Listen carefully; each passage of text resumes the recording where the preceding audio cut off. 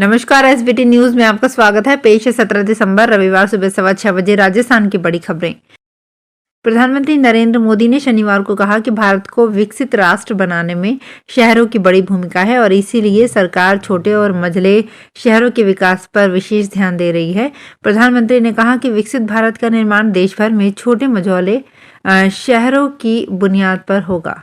PM Modi ने कहा कि उनके नेतृत्व में केंद्र में पिछले करीब 10 साल से चल रही सरकार के दौरान भारत में बुनियादी ढांचा क्षेत्र के विकास में अभूतपूर्व गति से काम हुआ है। साथ ही सरकार ने ग्रामीण और शहरी क्षेत्र की महिलाओं, युवाओं और अन्य कमजोर वर्गों की आर्थिक और सामाजिक तरक्की के लिए भी ठोस कदम उठाए हैं। प्रधानमंत्री 5 राज्यों राजस्थान, मध्य प्रदेश, छत्तीसगढ़, तेलंगाना और मिजोरम में विकसित भारत संकल्प यात्रा के शुभारंभ कार्यक्रम को आभासी माध्यम से संबोधित कर रहे थे।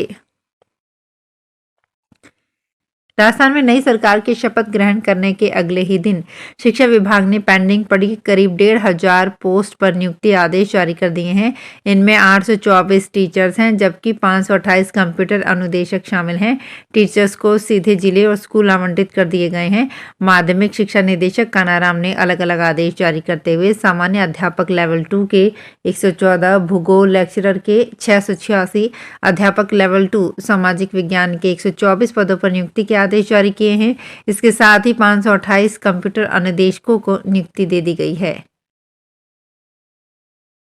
राजस्थान हाईकोर्ट ने प्रदेश में नशीली दवाओं के अवैध कारोबार पर चिंता जताते हुए तल्ख टिप्पणी की है। कोर्ट ने केंद्र व राज्य सरकार से सवाल करते हुए पूछा कि टैबलेट और सिरप के अनावश्यक उत्पादन निर्माण को नियंत्रित करने के लिए कोई तंत्र है या नहीं। राजस्थान हाईकोर्ट के जस्टिस फरजंद अली ने शनिवार को इस मामले में प्रसंज्ञान लिया। न्यायाधीश फरजंद अली ने कहा, हमारे सामने ऐसे कई मामले आए हैं जिनमें बड़ी संख्या में साइकोट्रॉपिक पदार्थ युक्त गोलियां जब्त की गई है और narcotic drug and psychotropic substance act के तहत मामले दर्ज किए गए हैं।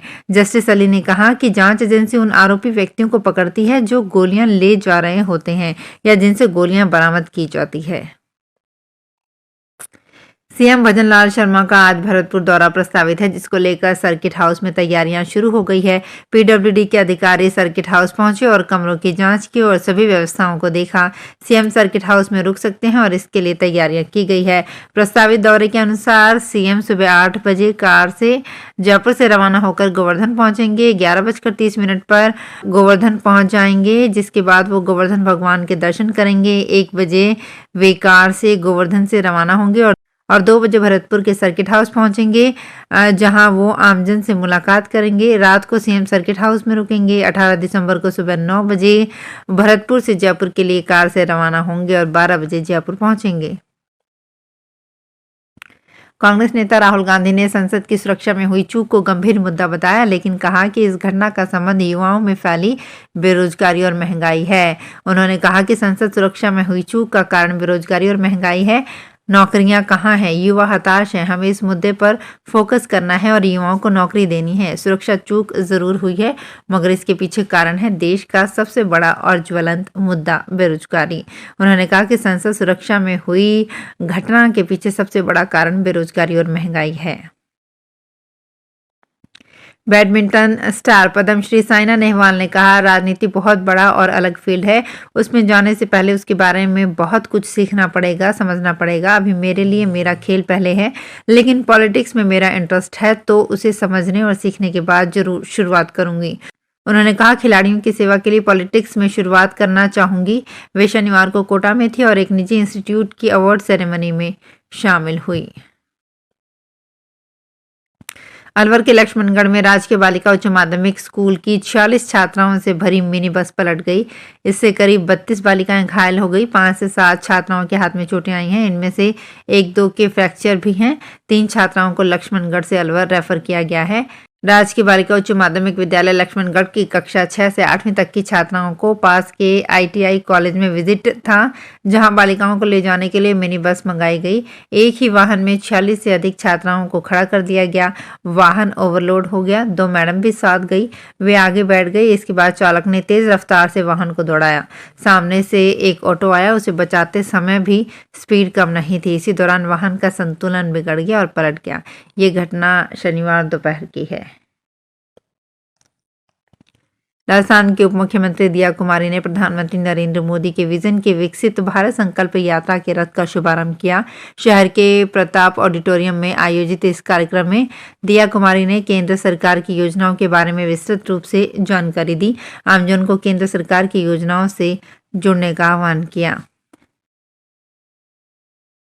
नई दिल्ली मुंबई तेजस राजधानी एक्सप्रेस में एक ज्वेलरी शोरूम पर काम करने वाले युवक से 69,50,000 रुपए कैश और जेवरात की लूट हो गई। आरोप है कि ट्रेन के 2 अटेंडेंट ने उसे बातों में उलझाकर बैग अपने पास रख लिया और मौका मिलते ही ट्रेन से भाग निकले। युवक इतना घबरा गया कि ज्वेलरी शोरूम के ऑनर को फोन कर कहा, सर मुझसे आपका बहुत नुकसान हो गया है जी, मैं आ रहा हूँ, सुसाइड कर लूँ।